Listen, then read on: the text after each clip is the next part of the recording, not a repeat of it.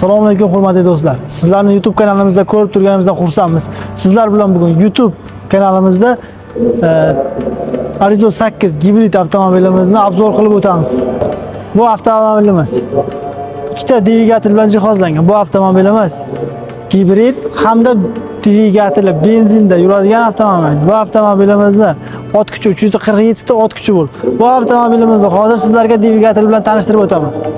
Bu avtomobilimiz mana bu ko'rib turganingizdek ikkita dvigatel bilan jihozlangan bo'lib, elektrika hamda benzinda yuradigan dvigatel. Bu avtomobilimizning o'pshi ot kuchi hamda bu avtomobilimizning benzin rasxodlari, bu mashinamizda benzin rasxodi 100 kilometrga 4,5 litr rasxod qiladi. Hamda bu avtomobilimizda eng rasxodi nima uchun kam degan holat savollar tug'iladi. Bu avtomobilimiz ham benzinda ham elektrikada o'z-o'zini zaryadlab yurgan holatda 1400 km yuradi. O'shaning uchun rasxodi kam bu avtomobilimiz. Marhamat do'stlar, dvigatellari.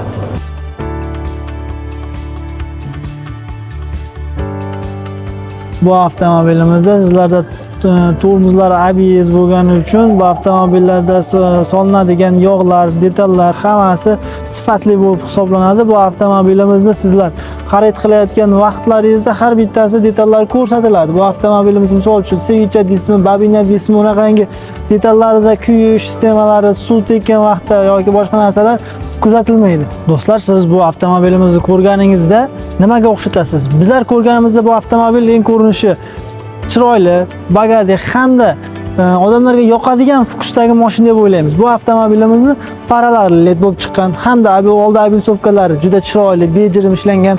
Bu avtomobilimizning yerdan balandligi ham 16 sm hamda bu avtomobilimizda parktronik datchiklar oldiga yaqinlashganda yoki uzoqlashganda har bitta detallarni odam oldida o'tishi vaqtida hammasini ko'rsatib turadi. Hamda odam oldidan o'tayotgan vaqtda mashina avtomatik o'zi to'xtaydi.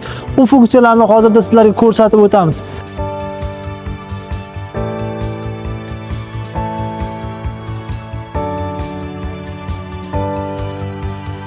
Bu avtomobilimizda hamda bu diskasi 18 bo'lib, juda mexki mashin bo'lib, hamda bu avtomobilimizning balonlari har bittasi alohida mustaqil zamasvanli bo'ladi. Bu avtomobilimizni sizlarga yana bir kerakli tomonlardan bittasi, mashinamizda oldi oynasida abagrifi hamda forsingalarda abagrifi qishki kuni yaxlamaydi sizlarga. Hamda luk panorama luk bo'ladi. Hamda 360 kamerasi. Bu avtomobilimizda beskurchonli dostуп. Bu beskurchonli dostуп sensorli bo'ladi. Knopkachalik emas.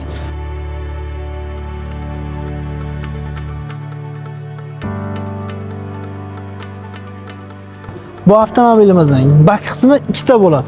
Birinchisi benzin bak hisoblanadi, ikkinchisi elektrический bak.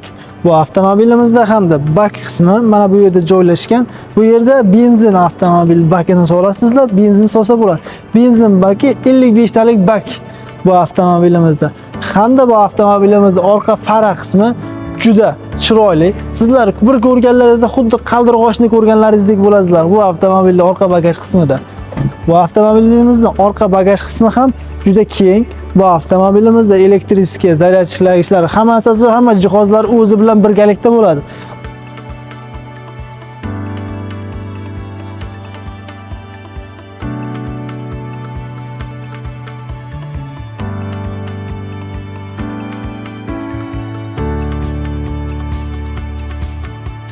Bu avtomobilimizga yana qo'shimcha jihoz olishga hamda rasxod qilishga hojat ham yo'q. Bu avtomobilimizda hamda sizga aytgan ikkinchi joydagi elektrический zaryadlagich joyi mana bu joyda bo'ladi. Bu joyda 220 ga va 320 ga bu avtomobilimiz hamda shu yerda zaryadlasangiz bo'ladi. Bu avtomobilimizning yanada sizlarga eng qulaylik tomoni orqa qismi ham kojini ham juda keng bo'ladi. Bejirim ishlangan, eko kojalardan ishlangan bo'ladi.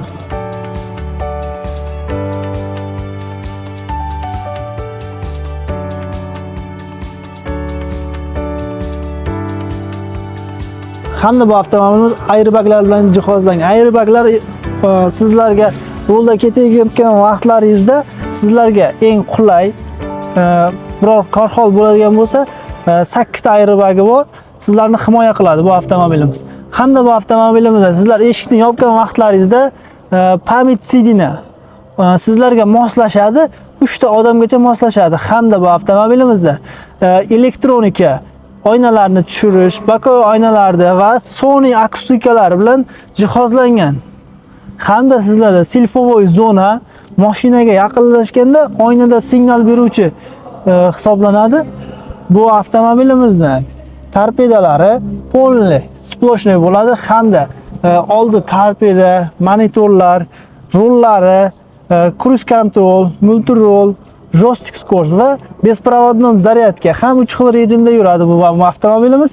Bu avtomobilimizda sizlar eng kerakli narsa navigator. Navigator siz biror bir joyga bormoqchi bo'lsangiz, o'sha navigatorda foydalansangiz bo'ladi. Siz qayerda belgilasangiz, avtomobil o'sha siz borgan joygacha, manzilgacha yeritadi. Bu avtomobilimizda siz uxlab qolgan vaqtda yoki boshqa vaqtlarda o'zi avtomatik mashinani chekkaga olish funksiyasi ham bor.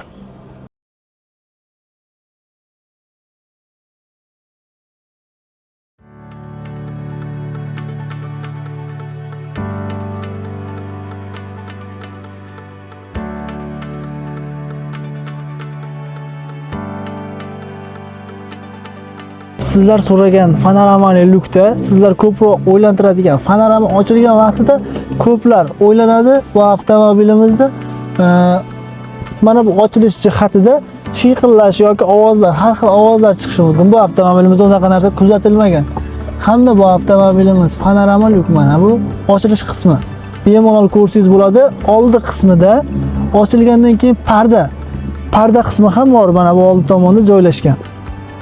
Tepada mana buni ko'rsangiz ham bo'ladi. Bu avtomobilimizni barchasi ham juda ajoyib joylashgan. Bu avtomobilimizni bariga ham juda ko'p narsa ketadi. Bu avtomobilimiz orqa tomonga ham konditsioner pechka alohida har bitta odamlar uchun hamda bu yerga CarPlay qo'ygan holatda monitorimizdan bemalol foydalansangiz bo'ladi. Konditsioner pechkalari juda ajoyib ishlashi. Bu avtomobilimizga teng keladigani yo'q. Bu avtomobilimizni kuzov qismi 30% shumka qilingan bo'lib, hamda bu avtomobilimizni sizlar uchun eng yaxshi tomoni 7 yilga va 200 ming kilometrgacha bu avtomobilimizga garantiya beriladi. Nima uchun? Chunki bu avtomobilimizga motor qismi hamda kuzoviga, hamda elektrotsikasiga, hamda bu avtomobilimizning korobka qismiga garantiya beriladi. Nimalariga? Shulariga amal qiladi garantiyamiz. Hamda bu avtomobilimizda tormoz qismi ABS hisoblanib, sizlarga eng qulay qishki kunida toymaslik, sirpanmaslik uchun kerakli. Bu avtomobilimizni sizlar do'stlar 3 xil yo'l bilan olib chiqib ketsalaringiz bo'ladi. Bu avtomobilimiz birinchisi 15% bilan standartni kreditga hamda sizlar legodni kreditga ham olib chiqib ketsangiz bo'ladi. Legodni kredit sizlarning boshlang'ich qolgan summangizga qo'shiladigan kredit hisoblanadi. Bu avtomobilimizni naqdga ham olsangiz bo'ladi. Uchalasiga ham mashinaning tan narxi o'zini hisoblanadi. Do'stlar, bu avtomobilimizni bepul test drive xizmati ham mavjud. Bizlar soat 9 dan 6 gacha test drive qilib ko'rsalaringiz bo'ladi, hamda sizlar bu avtomobilni eng zo'r tomon sinovdan o'tkazib ko'rsalaringiz ham bo'ladi. Bu avtomobilimizni sizlar qanday holatda ekanligini kommentariyalarda yozib qoldiringizlar. Do'stlar, bu avtomobilimiz haqida yana qanaqangi savollaringiz bo'lsa, kommentariyada yozib qoldiringizlar. Shaxsan o'zim sizlarga javob beraman. Eng oxirida sizlarga aytib o'tadigan joyi, hamma qiziqqan narsasi bu avtomobilimizning narxi. Bu avtomobilimizning narxi 364 million 900. Sizlarni bizlar Yangi Zapchos bozor, Qarshi Kuruk tomonida joylashgan Cherry avtosalonida kutib qolamiz.